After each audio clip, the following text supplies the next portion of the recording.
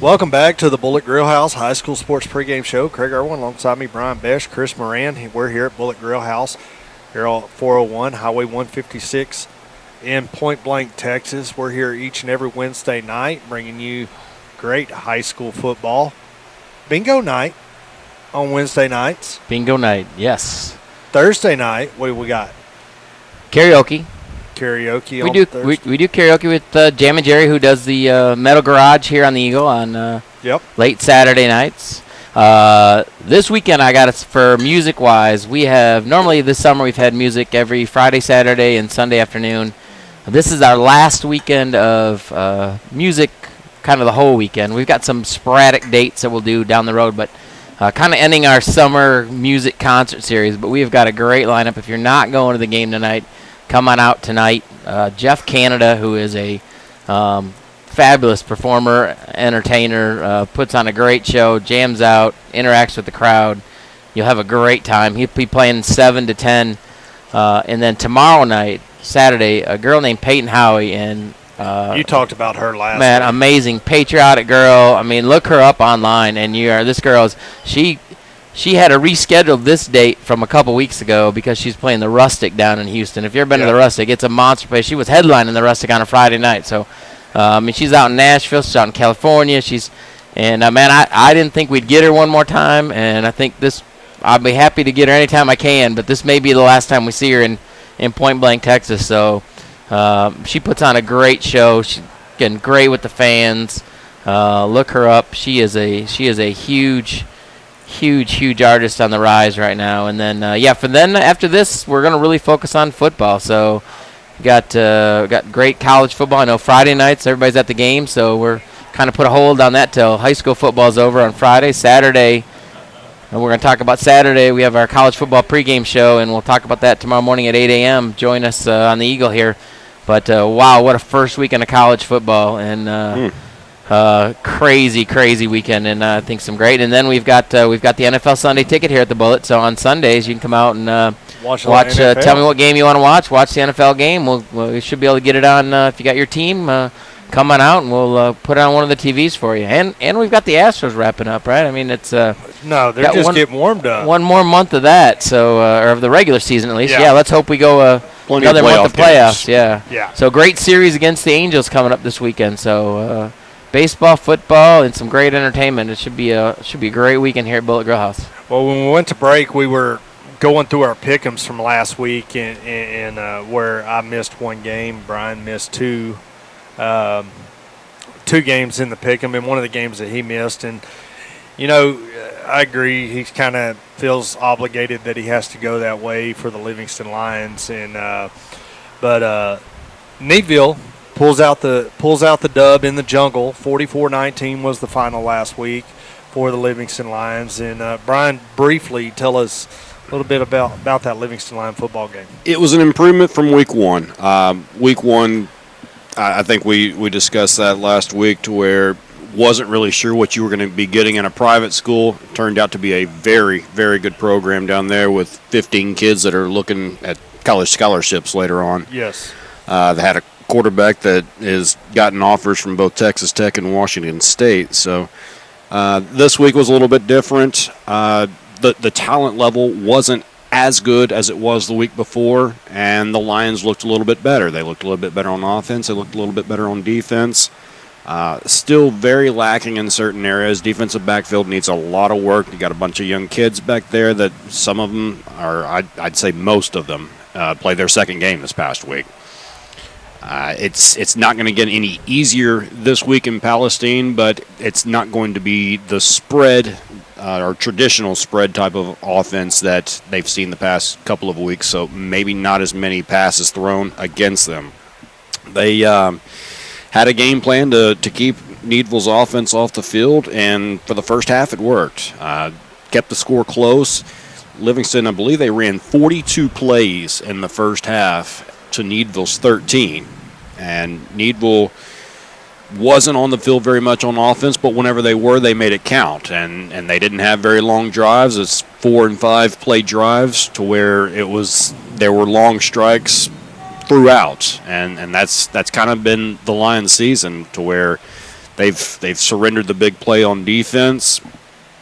The Blue Jays completed just 4 passes in the entire game, but half of them went for touchdowns. And I think all of them were at least for 20 yards. So you had, anytime they were completing passes, it spelled trouble for that Lion defense.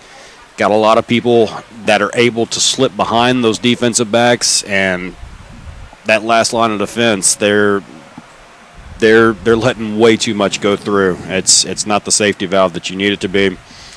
And even the front seven, later on in the game, you got a lot of kids that are fatigued by that point in the game, and you really saw a team that started reaching and grabbing instead of wrapping up and tackling, not able to get off of blocks like they should, and just a team that's worn down. They're hoping to kind of, because what they have been doing is they've been cross-training both offense and defense, and what they're hoping to do is kind of cut some of that out this week to where you've got more kids that are playing only defense or only offense. And I think they've got some favorites in certain positions, some kids that have stepped forward in these first 2 weeks that they've earned the spot.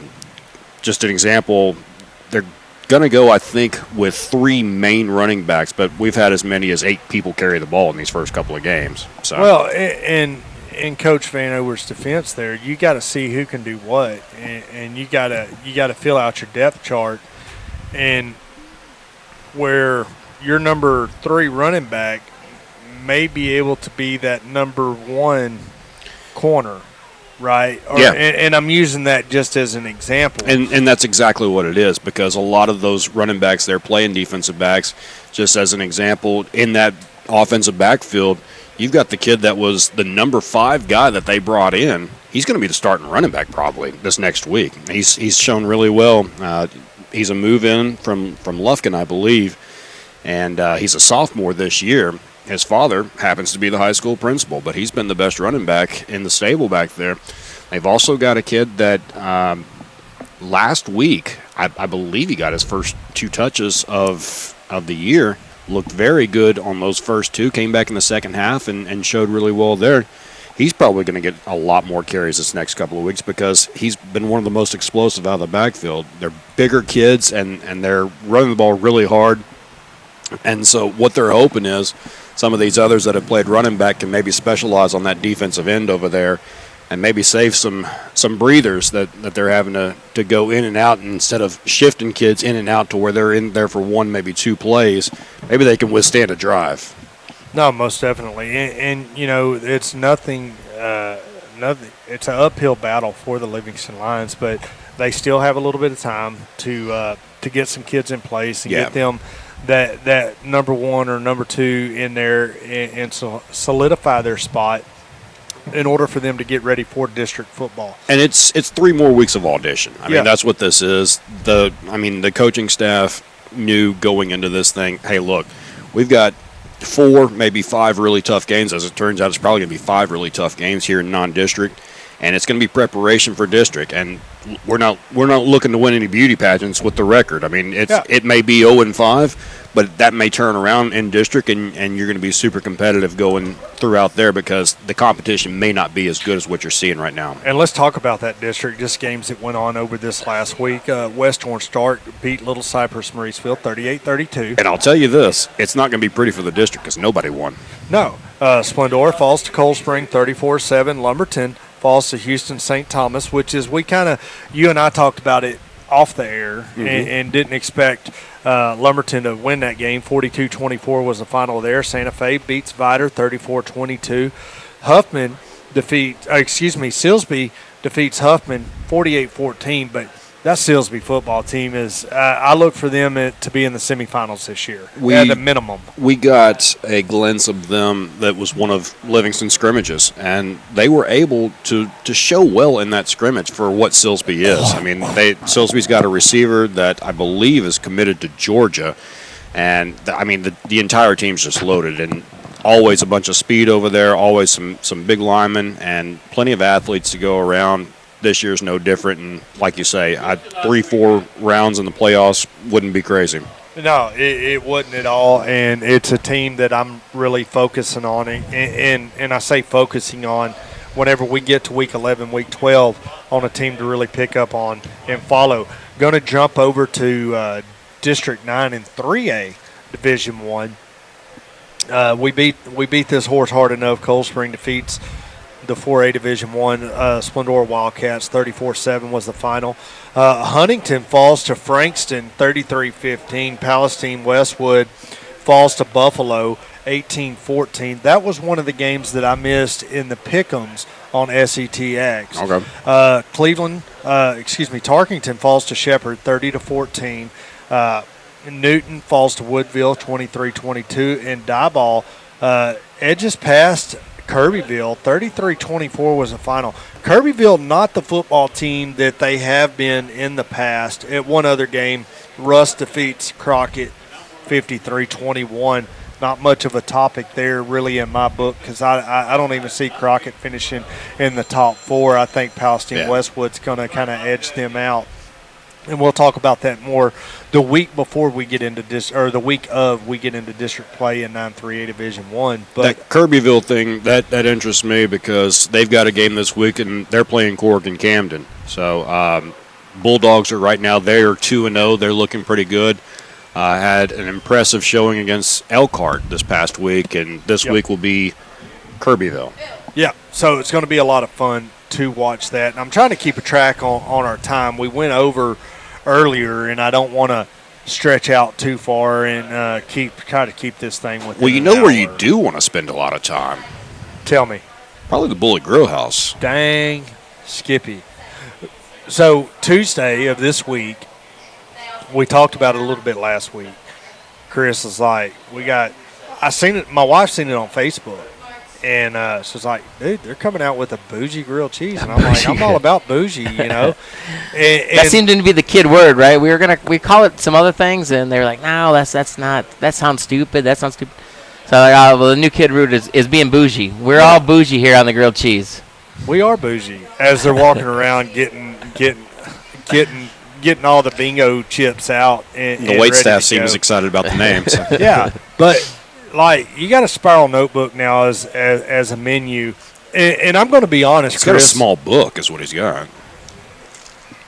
My wife and I, during Little League baseball season, we don't get to come out here much, but since baseball season, at least 3 times a month, wife and I make the trip up here, and it's not that far. It's like 15 miles from the house. So we come up here and frequent, and I'm kind of stuck in between the spicy pig, the bologna sandwich. Those are like my 2. Now, I've had the wings here, and the wings are absolutely delicious. And I can't eat more than 2, really and truly, but don't you get 3? Well, you get 3. Well, tonight, on bingo night, you come up and see us on recording on Wednesday night. You get the whole smoked wings for $2 each. So you can get just one if you want to try it, if you want to get a couple different sauces. We got some new chicken tenders. You haven't seen our chicken tenders. I mean, they're monstrous, and so you can get one of those for $2 too. And one of the things on the new menu is a boneless wing. So you get again, we don't do them by count on that because it's a little different. So we do a half pound for, I think it's like $10 for a half pound sauce boneless wing. So if you don't like the messiness of the bones and you want the traditional kind of boneless kind of chicken nugget style wing, then come on, we got that now. We just added that to the new menu. So those smoked wings are fantastic. I remember those from last year. Yeah, lots of good stuff here at Bullett Grille House. We're going to talk about the menu a little bit more when we come back after this. You're listening to the Bullett Grille House High School Sports Pregame Show on 102.3 The Eagle, AM 1440 The Score, and 105.5 KDOL. We'll be back, segment number 3, right after this.